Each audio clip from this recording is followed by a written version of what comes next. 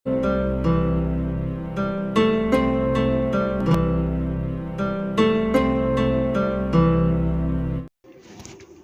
दोस्तों, स्वागत है आपका अपने YouTube channel Kota education hub में। मैं हूं आपका दोस्त कविराज। आप सब जानते हैं हम हमारे YouTube चैनल पर जितने भी पेपर आज दिन तक हो चुके हैं, प्रीवियस ईयर पेपर PYP, उनका डिटेल में सॉल्यूशन करवाते हैं। एक एक प्रश्न का बढ़िया तरह से एनालिसिस करते हैं। और आप किसी भी एग्ज़ाम की तैयारी कर रहे हो, चाहे TGT का एग्ज़ाम हो, चाहे PGT का हो, चाहे सेट का हो, चाहे नेट का हो, चाहे असिस्टेंट प्रोफेसर का हो, प्रश्न साहित्य का हमेशा समान आते हैं। एक एग्जाम के प्रश्न दूसरे में आते हैं, दूसरे के तीसरे में आते हैं। अगर आप बहुत सारे प्रश्नों का अभ्यास भी कर लेते हैं तो आप काफ़ी सारे बच्चों से आगे निकल जाएंगे और आपको काफ़ी ज़्यादा हेल्प हो जाएगी अपनी लर्निंग को मदद करने पे। आज हम जिस पेपर का सॉल्यूशन करने जा रहे हैं यह है EMRS PGT का पेपर है ना। EMRS PGT का एकलव्य संस्थान होता है, उसके अंदर होता है ये, ठीक है। और ये पेपर अभी हुआ है 15 तारीख को, ठीक है। 15 तारीख को ये पेपर हुआ है और इसी का हम डिटेल में आज सॉल्यूशन करने वाले हैं, ठीक है। तो इसका देखते हैं हम क्या रहता है। पहला प्रश्न देखते हैं कि राजभाषा संबंधित प्रावधानों की दृष्टि से कौन सा विकल्प तथ्यात्मक दृष्टि से सही नहीं है। राजभाषा से संबंधित कुछ प्रावधान होते हैं, उसमें कौन सा विकल्प सही नहीं है, इसका बताना था हमें।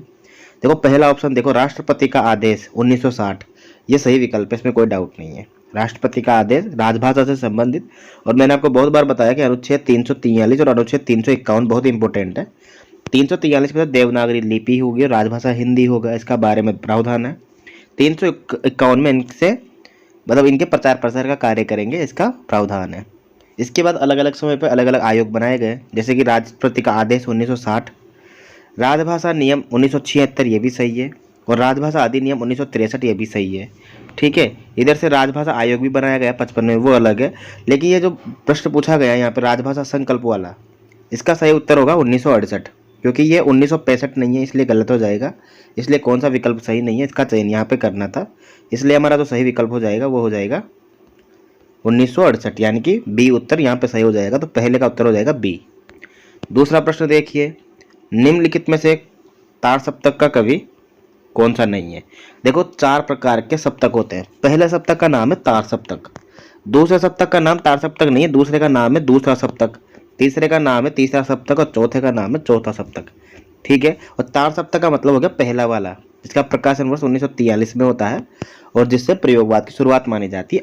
अज्ञे जो है उसके संपादक है, ठीक है।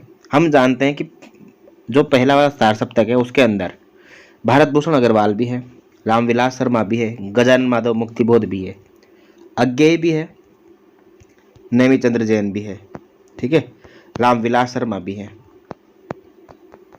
ठीक है। लेकिन केदारनाथ सिंह का उसमें जिक्र नहीं है। केदारनाथ सिंह जो है वो तीसरे सप्तक के कवि हैं। कौन से सप्तक के कवि हैं?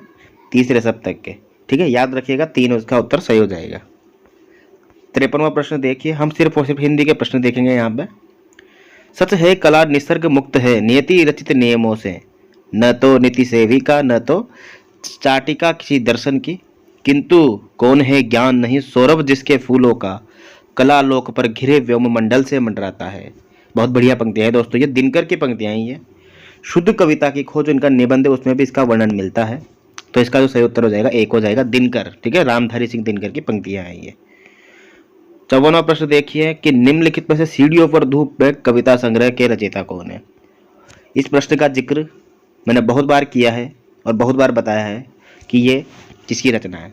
मैंने बहुत बार बताया कि हंसो हंसो जल्दी हंसो, सीढ़ियों पर धूप में, आत्महत्या के विरुद्ध, लोग भूल गए हैं, कुछ पते कुछ चिट्ठियाँ, ये सारी की सारी पंक्तियाँ किसकी है, रचना है रघुवीर सहाय की। रघुवीर सहाय यहाँ पे सही उत्तर होगा दोस्तों 54 में 2। 55वां प्रश्न देखिए कि कौन सी यूरोपीय कला समीक्षा की ऊंची उड़ान समझी गई है। कौन सी यूरोपीय, यानी कि यूरोपीय लिखा हो, यूरोप की कला समीक्षा की ऊंची उड़ान समझी गई है। अर्थात कौन सा ऐसा भाव है जो यूरोप में ही है देखा जाए तो, जिससे भारतीय संबंध नहीं कह सकते हम। कविता भाव की स्वतः स्फूर्त अभिव्यक्ति है, यह तो हम भारतीय साहित्य में मानते हैं, इसलिए ये तो सही हो जाएगा। भारत के संदर्भ में, कौन सी यूरोप के संदर्भ में वो बताना है।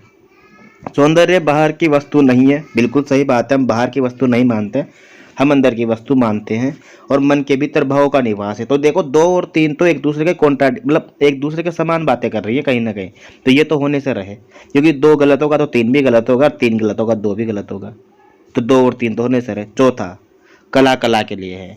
इस मत का समर्थन हम नहीं करते हैं, ठीक है ना, हम नहीं करते हैं, ये कला कला के लिए है बिल्कुल। इसलिए जो सही उत्तर हो जाएगा 4 हो जाएगा यहाँ पर। कौन सी बात यूरोपीय कला समीक्षा की ऊंची उड़ान समझी गई है? 4। 60वां प्रश्न देखते हैं। 60वां प्रश्न क्या कहता है?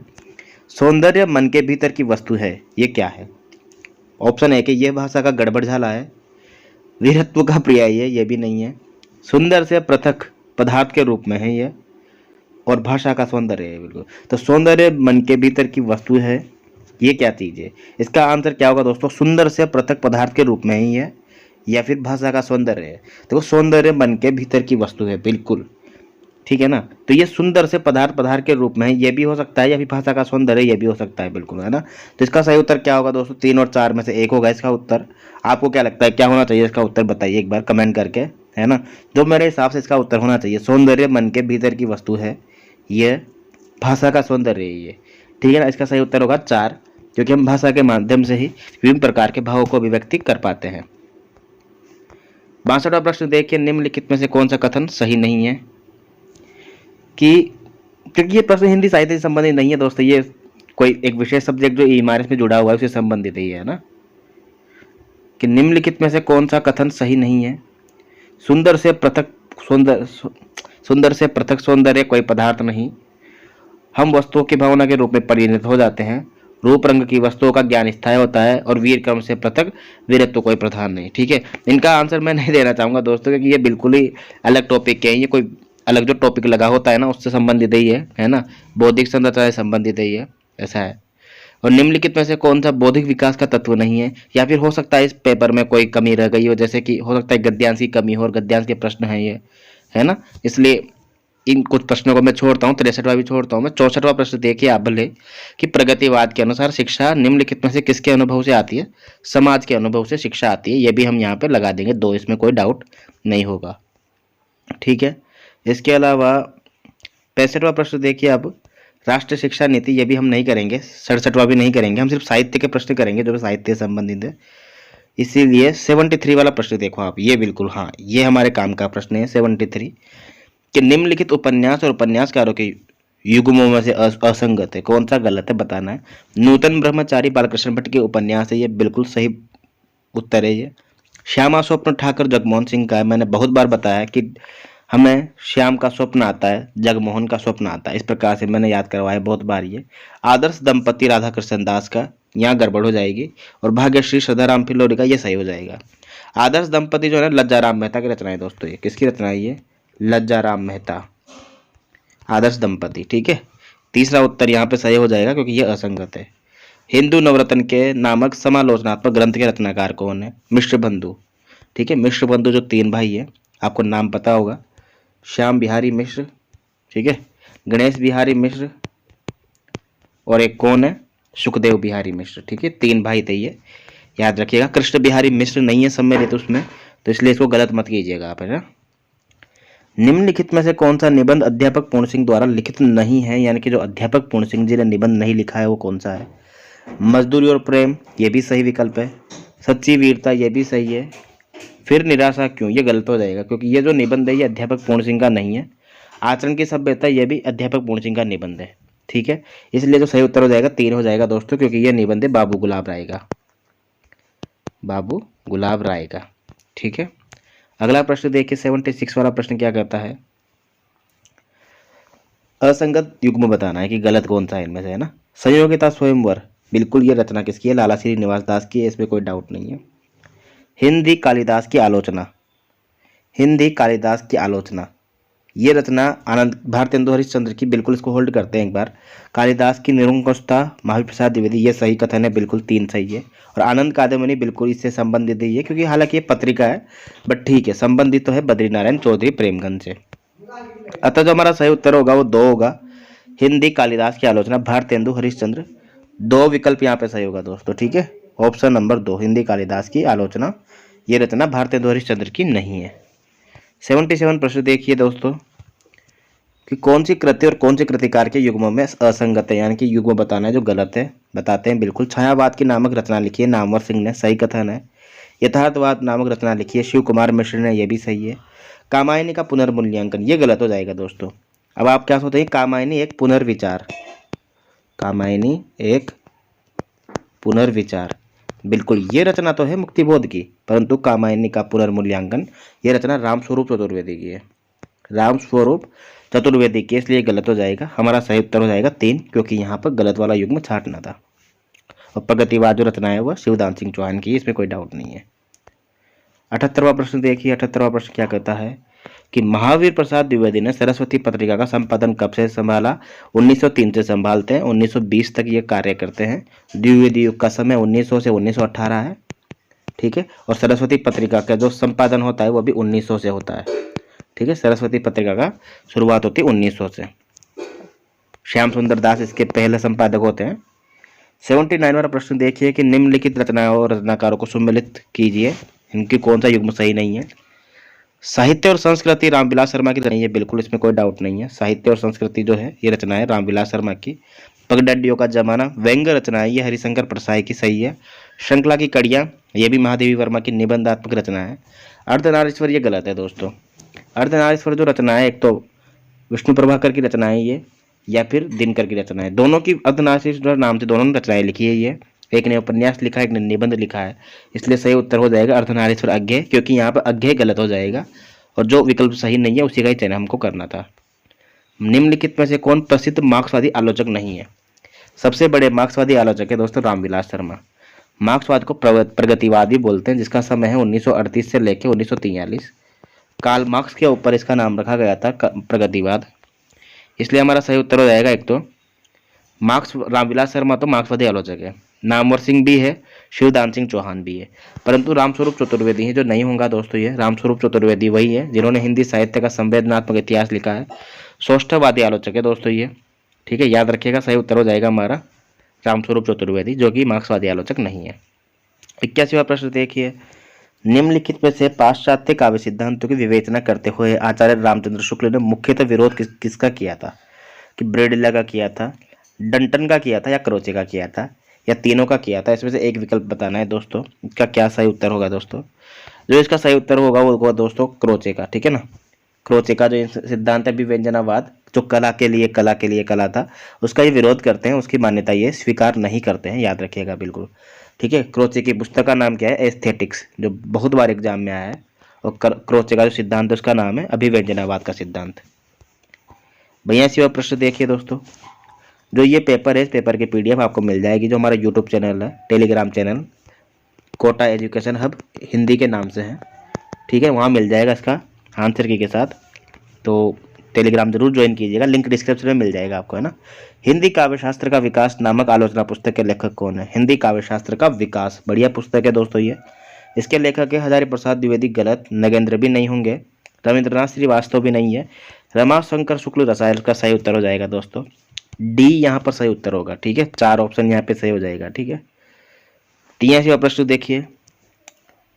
चिरदग्ध दुखी यह वसुधा आलोक मांगती तब भी, तुम तुहिन बरस दो कण कण, यह पगली सोए तब भी, है ना। पंक्तियों के रचयिता कौन है? अब देखो सारी पंक्तियां तो आपको याद रखना बहुत मुश्किल हो जाता है, लेकिन जब आपको पता है कि यार आंसू पंक्तियां जो है, आंसू जो रचना है, उसमें जिस छंद का प्रयोग हुआ उसका नाम है सखी, और ये पंक्तियां उसी से मिलती जुलती है।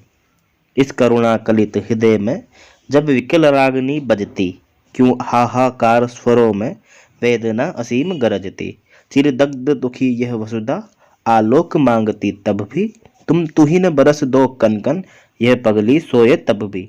जयशंकर प्रसाद की पंक्तियां, ये आंसू रचना से है, ये आंसू जो इनकी लंबी कविता है उसी के अंदर से ये पंक्तियां ली गई है। तो यहाँ सही उत्तर हो जाएगा जयशंकर प्रसाद, 4 ऑप्शन। तुमको पीड़ा में ढूंढा, तुमको ढूंढेगी पीड़ा, बहुत बढ़िया पंक्ति है। वेदना की ये पंक्तियां, और वेदना कैसी पंक्तियां, छायावाद में एक ही कवित्री लिख सकती है जिसका नाम है महादेवी वर्मा, सही उत्तर हो जाएगा महादेवी वर्मा।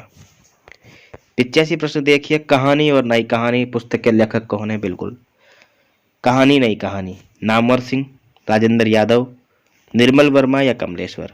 कहानी नई कहानी, इस रचना के लेखक है नामवर सिंह, ठीक है। नामवर सिंह की आलोचनात्मक कृति है दोस्तों ये। नामवर सिंह वही है जिन्होंने हिंदी की पहली नई कहानी परिंदे को माना है, जिसके लेखक है निर्मल वर्मा। अगला प्रश्न देखिए आप, निम्नलिखित में से पत्रकारिता का प्रकार नहीं है। ये हमारे काम का प्रश्न नहीं है दोस्तों, ठीक है। 87 भी हमारे काम का नहीं है, ठीक है। 88 हमारे काम का है दोस्तों। देखते हैं क्या प्रश्न कहता है ये कि निम्नलिखित में से शेखर जोशी की रचना नहीं है। बहुत बढ़िया प्रश्न है दोस्तों ये। कौन सी नहीं है? कौशिका खटवार कितनी बढ़िया कहानी है दोस्तों, ये बहुत बढ़िया कहानी है, मेरी पसंदीदा कहानियों में से ही है। अगर आपने पढ़ी है तो कमेंट करके बताओ कैसी लगी आपको कहानी ये। कर्मनाशा की हार, ये गलत हो जाएगा क्योंकि कर्मनाशा की हार जो है शिव प्रसाद मिश्र की रचना है दोस्तों, ये शिव प्रसाद मिश्र की। तो कर्मनाशा का हार ये शिव प्रसाद की रचना है दोस्तों। बाकी समर्पण और दाज्यू ये दोनों की दोनों रचनाएं किसकी है? शेखर जोशी की है, समर्पण और दाज्यू। 89वां प्रश्न देखिए, निम्नलिखित में से नामवर सिंह ने नई कहानी की पहली कृति किसे माना है? अभी 2 मिनट पहले मैंने आपको बताया ये कि नामवर सिंह ने हिंदी की पहली नई कहानी परिंदे को माना है, और मुझे भी नहीं पता था कि इसके बाद अगला क्वेश्चन यही हो जाएगा। जब हम बहुत सारे पेपर सोल्व कर लेते हैं तो अनुभव से ये बता पाते हैं कि कौन से प्रश्न परीक्षाओं के लिए ज़्यादा इंपॉर्टेंट है, ठीक है ना। तो इसका सही उत्तर परिंदे हो जाएगा, याद रखिएगा बिल्कुल, ठीक है। परिंदे निर्मल वर्मा की कहानी है, बहुत बढ़िया कहानी है, ये भी पढ़ने लायक कहानी है। जहाँ लक्ष्मी कैद है ये राजेंद्र यादव की कहानी है। जिंदगी और जोंक और खोई हुई दिशा है ये कमलेश्वर की कहानियाँ हैं। कमलेश्वर की राजा निर्बंध से सबने पढ़ी होगी, बड़ी अच्छी कहानी है। 90 वाला प्रश्न क्या कहता है? देखिए बढ़िया प्रश्न आया है। पहला प्रश्न है जो बहुत बढ़िया है ये, हजारी प्रसाद द्विवेदी के उपन्यासों से संबंधित निम्नलिखित कथनों में से कौन सा सही नहीं है बताना है। कि हजारी प्रसाद द्विवेदी ने 4 उपन्यास लिखे हैं। कौन कौन सा लिखा है? बाणभट्ट की आत्मकथा 46 में। दूसरा लिखा है चारू चंद्रलेख, ठीक है, 63 में। तीसरा लिखा है पुनर्नवा, कब लिखा है ये? 73 में। और फिर लिखा है अंत में अनामदास का पोता 76 में। तो सही उत्तर क्या होगा हमारा, बताते हैं हम इसमें से। कि चारू चंद्रलेख में लेखक ने 13वीं व 14वीं शताब्दी का सांस्कृतिक इतिहास चित्रित करने की चेष्टा की है। बिल्कुल सही, एकदम सही कथन है, इसमें कोई डाउट नहीं है। पुनर्नवा में मध्यकालीन परिवेश में आधुनिक नारी को ही शोषित रूप का चित्रण किया गया है। एक बार होल्ड करते हैं दूसरे ऑप्शन को, दूसरा ऑप्शन भी मिलता जुलता तो है लेकिन ये मध्यकालीन देख के गलत कर दिया इसने। अनामदास का पोथा रेक्व मुनि अपने जीवन की सार्थकता जनता की सेवा में देखते हैं, ये भी सही है। रेक्व आख्यान बोलते हैं क्योंकि इसको, क्योंकि यहाँ पे जो गलत विकल्प है उसका चयन करना है ना, इसलिए ये भी गलत हो जाएगा, ये भी गलत हो जाएगा। बाणभट्ट की आत्मकथा में इतिहास की दृष्टि से छिद्रान्वेषण की गुंजाइश नहीं है, बिल्कुल नहीं है, बिल्कुल एकदम सही कथन है ये भी, तो इसलिए ये भी गलत हो जाएगा। दूसरा हमारा सही विकल्प होगा क्योंकि मध्यकालीन परिवेश में नहीं है दोस्तों, ये 4th या 5वीं शताब्दी जो है, 4th 5वीं शताब्दी से संबंधित काव्य है ये, और उस समय की आधुनिक नारी की दशा को शोषित का रूप, मतलब शोषित नारी का चित्रण किया गया है उसमें। तो सही उत्तर हो जाएगा दूसरा। 91वां प्रश्न क्या कहता है कि फणीश्वर नाथ रेणु के उपन्यासों का प्रकाशन वर्ष मैंने बहुत बार बताया अपनी वीडियो में। अब इसके लिए आपको पढ़ने की कहाँ जरूरत है? अगर आप पीवाईपी सोल्व कर लेते हैं तो बहुत सारे पीवाईपी में ये प्रश्न पूछा जाता है। इसका सही उत्तर क्या होगा? मेला आंचल तो लिखा गया 1954 में, परती पर कथा लिखा गया 57 में, दीर्घ तपा 63 में, और उसके बाद आता है पलटू बाबू रोड, फिर जुलूस आता है। तो सही उत्तर ऑटोमेटिक 3 हो जाएगा यहाँ पे, ठीक है। सही उत्तर हो जाएगा 3, मेला आंचल, परती पर कथा, पलटू बाबू रोड और जुलूस। 52वां प्रश्न देखिए कि निम्नलिखित में से कौन सा जनसंचार का साधन कार्य नहीं होना चाहिए, है ना, ठीक है। देख लेते हैं, वैसे अपने काम का तो नहीं है। मनोरंजन करना, सार्वजनिक हित से अधिक व्यावसायिक मुनाफा कमाने पर बल देना, और निगरानी करना और सूचना देना जनसंचार का कार्य है, ठीक है। तो जनसंचार का कार्य क्या होगा? नहीं होना चाहिए ना, सूचना देना भी होना चाहिए। सार्वजनिक हित से अधिक व्यवसायिक, ये गलत हो जाएगा क्योंकि सार्वजनिक हित से अधिक थोड़े ना कर सकते हैं ना, हित से अधिक व्यावसायिक मुनाफा नहीं कमाना चाहिए कभी भी, गलत बात है ये, ठीक है। अगला प्रश्न देखिए 93, निम्नलिखित में से कौन सा एकार्थी शब्द है?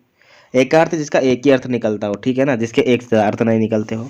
भ्रांति, ठीक है, यहाँ पे सही है ये भ्रांति जो एकार्थी शब्द है, क्योंकि विधि का तो अलग अलग शब्द निकलता है ना, कि कौन सी विधि अपनानी है कपड़े बनाने में, या फिर पानी का घोल बनाने की विधि, ठीक है ना। और जहाँ विधि राखी है ताए विधि रही है, तो अलग अलग प्रकार से विधि का अर्थ निकलता है। मुद्रा, एक अर्थ पैसा होता है, मुद्रा एक होता है ना, प्राणायाम की मुद्रा एक प्रकार से वो वाला हो गया। और मत का तो हो ही जाएगा, एक मना करने वाला मत और एक वोट देने वाला मत, इसलिए ये एकार्थी नहीं होगा, सिर्फ भ्रांति होगा। 94वां प्रश्न देखिए, निम्नलिखित में से कौन सा तद्भव शब्द नहीं है? कौन सा तद्भव शब्द नहीं है। ठीक है दोस्तों, तो हम बात करेंगे यहाँ पे कार्य, इसका तो कर्म हो जाएगा, कोई दिक्कत नहीं है। तत्सम, आन, आग। ठीक है, तो आग का अग्नि हो जाएगा दोस्तों। ठीक है, कोई डाउट नहीं है। ठीक है, इसके अलावा अगर मैं बात करूँ तो राय जो शब्द है ना, ये भी तद्भव शब्द है, क्योंकि पहले राजा जो तत्सम शब्द था ना उसी का राय बना है, तो ये भी हो जाएगा। बचा आन शब्द है ना, आन शब्द दोस्तों हो जाएगा अपने तत्सम शब्द। ठीक है ना, अर्थात ये तद्भव नहीं है। 4 ऑप्शन यहाँ से होगा दोस्तों, 4। ठीक है ना, 4th वाला। 95 प्रश्न देखते हैं क्या कहता है। 95, निम्नलिखित में से कौन सा अव्यवभाव समास नहीं है, जिसमें मतलब एक क्या कहते हैं, इसमें अव्यवभाव समास बताना है। तो अव्यवभाव समास की ट्रिक है वैसे, जिसमें भी यथा आगे लग जाता है ना, ज़्यादातर वही क्वेश्चन पूछता है। यथा स्नान है ना, कि स्नान के बाद। ठीक है ना, मतलब यथा इनके स्नान के अनुसार। ठीक है, यथा स्नान के अनुसार ऐसा है, तो इस प्रकार से इसमें सही उत्तर हो जाएगा वो यथा स्नान हो जाएगा। हम सिर्फ साहित्य के प्रश्नों पे गौर करेंगे। राजपुत्र, प्रजापति, ये सारे के सारे तत्पुरुष समास के उदाहरण में। स्वर संधि का सही संधि वाला विकल्प नहीं है। स्वर संधि का सदानंद नहीं होगा, सदानंद।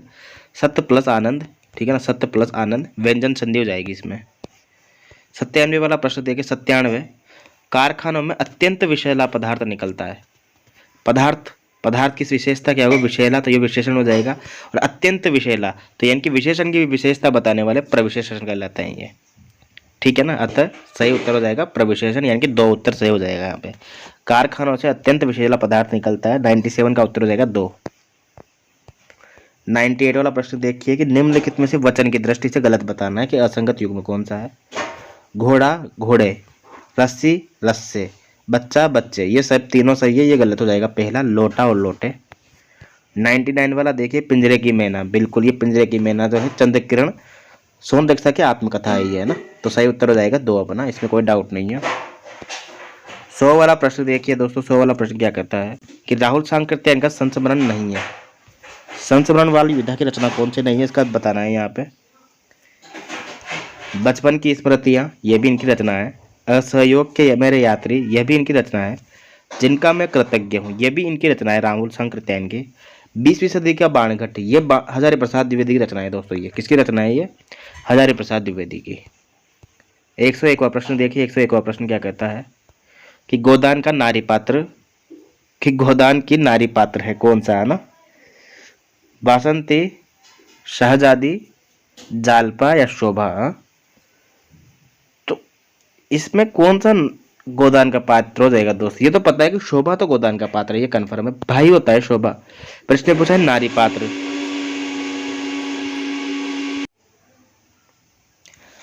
मेरे हिसाब से तो इसका सही उत्तर जो शोभा होना चाहिए वैसे तो। ठीक है ना, पर मेरे हिसाब शोभा तो उसका भाई था वैसे, हीरा का भाई था, एक तो होरी का भाई था, एक तो हीरा था और एक शोभा था। बाकी देखते हैं इसका क्या रहता है। अगर आपको लगता है कि बासंती, शहजादी, जालपा में से कोई सही उत्तर है तो कमेंट करो एक बार, है ना, क्योंकि मुझे तो नहीं लगता कोई सही है। संज्ञा शब्दों में असंगत है ना, कौन सा इनमें असंगत है। नदी जातिवाचक संज्ञा है, बिल्कुल सही बात है, क्योंकि पता नहीं कि किस नदी की बात की जा रही है यहाँ पे। अगर गंगा होती तो व्यक्तिवाचक होती, यमुना होती तो व्यक्तिवाचक होती। सच्चाई भाववाचक है, बिल्कुल सही कथन है। बचपन जातिवाचक, ये गलत हो जाएगा, ये भी भाववाचक है, क्योंकि कामधेनु व्यक्तिवाचक, क्योंकि गायों में एक गाय होती है, विशेष ये है ना, इसलिए। 103 वाला देखिए कि निम्नलिखित में से कौन सा असंगत है, यानी गलत बताना है। कला का जोखिम, कुबेरनाथ राय, ये गलत हो जाएगा। निर्मल वर्मा की रचना ही है ना, कला का जोखिम जो है निर्मल वर्मा की रचना ही है। सही उत्तर पहला हो जाएगा, क्योंकि ये असंगत है। रचना के बदले, रमेश चंद्र शाह, सही है ये। दीप पर सवार इलिया भी सही है, और ठेले पर हिमालय, धर्मवीर भारती की रचना है। 104वां प्रश्न देखिए। असंगत युग्म बताना है कौन सा गलत है। ठीक है, भूरी भूरी खाक धूल, सही कथन है, मुक्तिबोधि रचना है ये, कोई दिक्कत नहीं है। इतने पास अपने, कुंवर नारायण, ये गलत हो जाएगा। निर्मला जैन की रचना है ये, निर्मला जैन की, निर्मला जैन। ठीक है, निर्मला जैन की रचना है ये, इतने पास अपने। बाकी गीतिका निराला की है ही सही। आत्महत्या के विरुद्ध रघुवीर सहाय की है, मैंने ऊपर बता दिया, इतने पास अपने, निर्मला जैन। 85वां प्रश्न देखिए। निम्नलिखित में से कौन सा लिंग के आधार पर गलत है बताना है।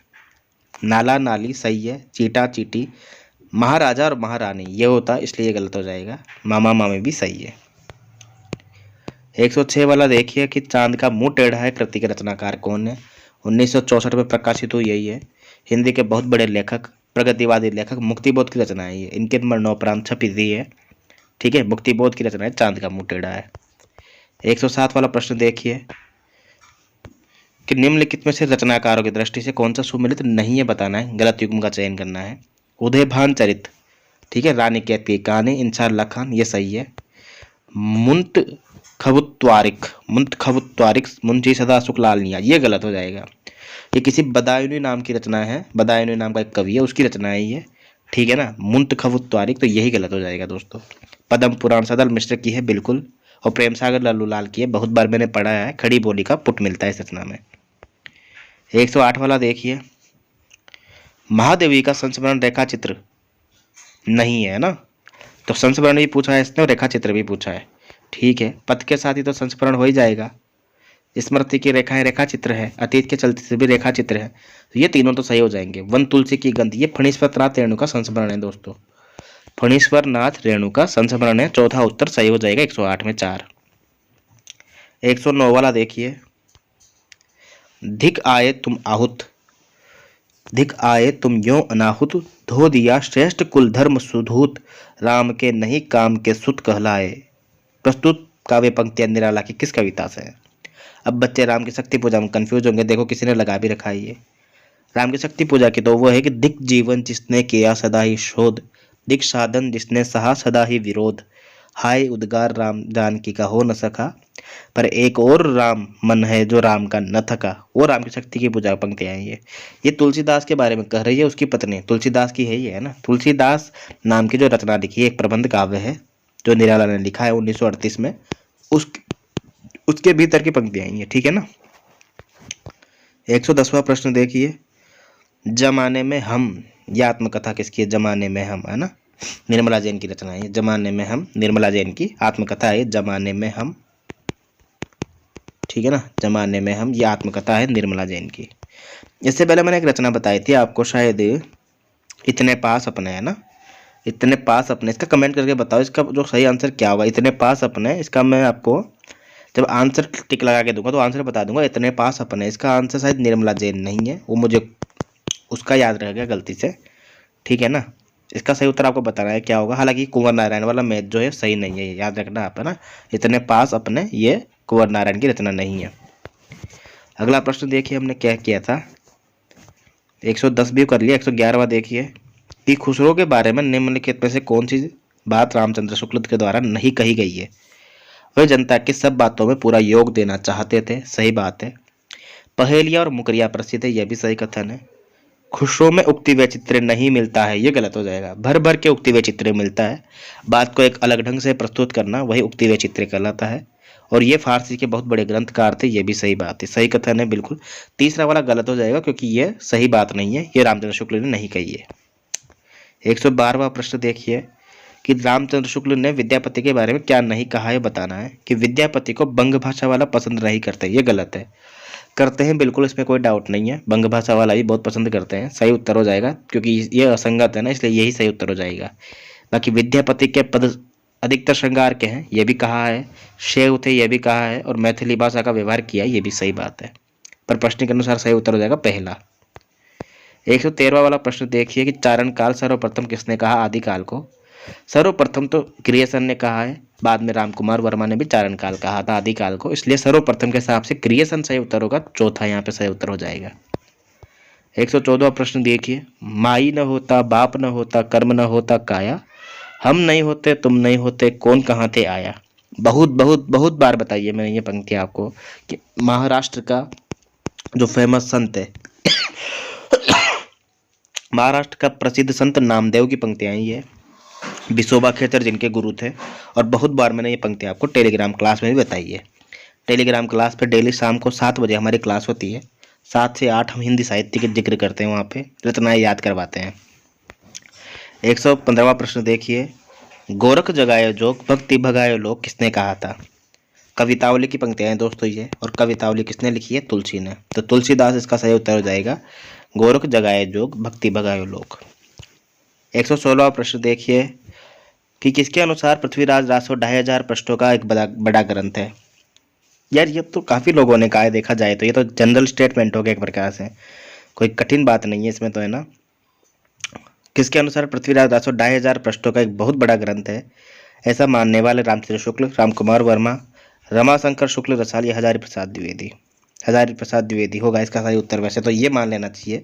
बाकी आपके अनुसार क्या उत्तर होना चाहिए, आंसर क्या आना दो तब देखते हैं। मुझे लगता है डिलीट होना चाहिए प्रश्न तो, बाकी चेक कर लेते हैं एक बार, है ना। 116वां नहीं, ठीक है। 117वां देखिए, द्वैतवादी वैष्णव संप्रदाय के प्रवर्तक कौन है।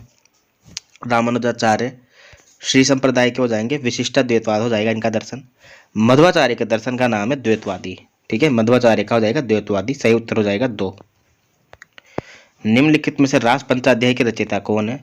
रास पंचाध्याय की रचना हो जाएगा लिखने वाले हो जाएंगे नंददास, ठीक है। रोला छंद में रचना लिखी है ये नंददास, कृष्ण भक्त कवि है और अष्टछाप में भी इनका नाम लिया जाता है। 119वां प्रश्न देखिए कि कौन सा युग्म सुमेलित नहीं है यहाँ पे। साहित्य सार मतीराम की रचना है, सही बात है। रसराज भूषण ये गलत हो जाएगा क्योंकि रसराज भी मतीराम की रचना है, रसराज भी मतीराम की रचना है। युक्ति तरंगिणी कुलपति मिश्र की यही है, बिल्कुल सही बात है। युक्ति तरंगिणी कुलपति मिश्र। काव्य विवेक बिल्कुल चिंतामणि त्रिपाठी, सही कथन नहीं है ना। सही उत्तर 2 हो जाएगा क्योंकि रसराज जो है मतीराम की रचना है। 120 वाला प्रश्न देखिए कि निम्नलिखित में अष्टछाप के कवि सुमेलित नहीं है। कुंभन दास है, गोविंद स्वामी है, परमानंद दास है, कृष्णदास है, सूरदास है, छीत स्वामी है, लेकिन स्वामी हरिदास नहीं है। ये अलग संप्रदाय के हैं, ठीक है। स्वामी हरिदास जी अलग संप्रदाय के हैं दोस्तों ये, ठीक है ना। राधा वल्लभ संप्रदाय के हैं वो, ठीक है। अष्टछाप में 8 कवि हैं जिसमें 4 तो वल्लभाचार्य के शिष्य हैं और 4 विठलनाथ के शिष्य हैं। एक अगला प्रश्न देखिएगा। 120वां प्रश्न हमने देख लिया था दोस्तों। 120वें का जो सही उत्तर होगा वो होगा क्या, अष्टछाप के कवियों में सम्मिलित नहीं है ना। कौन नहीं है, स्वामी हरिदास, जैसा कि मैं बता चुका हूँ, ठीक है। अगला वाला जो हमारा सही उत्तर होगा वो होगा 121वें में, केशव दास की रचना कौन सी नहीं है। देखो कवि प्रिया भी है, रसिक प्रिया भी है, हनुमान नाटक भी बिल्कुल गिनते हैं, रामचंद्रिका भी है, वीर सिंह देवचरित भी है। रस सागर इनकी रचना नहीं है दोस्तों, तो सही उत्तर हो जाएगा 4, क्योंकि केशव दास की रचना नहीं है रस सागर। 122वां प्रश्न देखिए, निर्गुण ज्ञानाश्रय शाखा का कवि नहीं है कि कौन निर्गुण ज्ञानाश्रय शाखा से संबंधित नहीं है। धर्मदास है, गुरु नानक है, दादू दयाल है, कबीर भी है, रैदास है, धन्ना है, पीपा है। नाभादास नहीं है, नाभादास राम भक्ति शाखा से संबंधित कवि है। 123वां प्रश्न देखिए, सगुण कृष्ण भक्ति शाखा का कवि नहीं है, यानी कि कृष्ण भक्ति शाखा का कवि कौन नहीं है। कृष्णदास है, कुंभन दास है, नंददास है, सारे अष्टछाप के कवि हो जाएंगे। कृपाराम जो है वो नहीं है, कृपाराम राम भक्त कवियों की श्रेणी में आते हैं, सगुण भक्ति में आते हैं परंतु राम भक्त कवियों में आते हैं। 124 हो जाएगा अपना, कौन सी आचार्य देव की रचना नहीं है। कौन सी रचना देव की नहीं है। अष्टयाम है, श्रृंगार निर्णय नहीं है, प्रेम तरंग है, विभाव विलास है। श्रृंगार निर्णय, काव्य निर्णय, रस सारांश, छंदार्णव, पिंगल, ये सारी की सारी रचनाएं किसकी हो जाएगी, ये भिखारी दास की, ठीक है। क्या क्या बताया मैंने, श्रृंगार निर्णय, काव्य निर्णय, रस सारांश और छंदार्णव, पिंगल। 125वां प्रश्न देखिए, कामदेव का पर्यायवाची नहीं है। मनसीज है, सरसीज है, अनंग है, मेन केतु नहीं हो जाएगा दोस्तों, ठीक है ना, मेन केतु नहीं होगा। 126वां प्रश्न देखिए, हरिवंश राय बच्चन की रचना कौन सी नहीं है। मिलन यामिनी है, निशा निमंत्रण है, एकांत संगीत है, परिमल निराला की रचना है, सबको पता है ये। 127वां प्रश्न देखिए, अशुद्ध शब्द कौन सा है। झूठ शुद्ध है, धंधा भी शुद्ध है, कनिष्ठ भी है, सीधा सादा नहीं होगा, सीधा सादा होगा, ठीक है ना, सीधा सादा, साधा गलत लिखा हुआ है। आंखें नीचे होना मुहावरे का सही अर्थ क्या होगा, लज्जित होना सही अर्थ है यहाँ पे, ठीक है। 128 में 129 वाला प्रश्न देखिए कि सूरती सिंगार की उजारी छवि आठी भांति, ये गलत है, सूरत ही नहीं होगा यहाँ पे, मूरत होगा यहाँ पे, है ना, मूरति श्रृंगार की। घनानंद की फेमस पंक्तियां है दोस्तों, ये तो घनानंद की पंक्तियां ही है, सही उत्तर हो जाएगा 1 घनानंद, है ना। सूरती सिंगार की उजारी छवि आठ भांति और दीठी लाल सा के लोई ननी ले ले आज ही हो, है ना, सही उत्तर हो जाएगा घनानंद, एक आंसर सही हो जाएगा यहाँ पे। और आज का अंतिम प्रश्न देखिए 130वां, कंगाली में आटा गीला, यानी कष्ट पर कष्ट सहना श्लोकोक्ति का अर्थ हो जाएगा। ये हमने EMRS PGT के हिंदी साहित्य से संबंधित प्रश्नों का सॉल्यूशन कर लिया है। जो मैंने बीच में एक रचना बताई थी, इतने पास अपने वो रचना शमशेर बहादुर सिंह की रचना है। वो मैं कन्फ्यूज़ हो गया था उस टाइम पे, इसलिए मुझे याद नहीं आई थी, अब याद आ गई। शमशेर बहादुर की रचना है ये, ठीक है। किसी भी प्रश्न में अगर कोई डाउट होता है तो एक बार आप कमेंट कर दीजिए, ठीक है। सॉल्यूशन कैसा लगा आपको बताना ज़रूर कमेंट करके, अच्छा लगा हो तो भी बताना, नहीं लगा हो तो भी बताना, ठीक है ना। और आपके जो भी सुझाव होंगे वो आमंत्रित रहेंगे। और आप क्या डिमांड करते हैं मुझसे बता दीजिए, ये भी है ना। बाकी सारे बहुत सारे पेपर का डिटेल में सॉल्यूशन मैंने करवा रखा है और आगे भी करवाता रहूँगा, ठीक है। थैंक यू, मिलते हैं अगले वीडियो में। Bye bye, take care.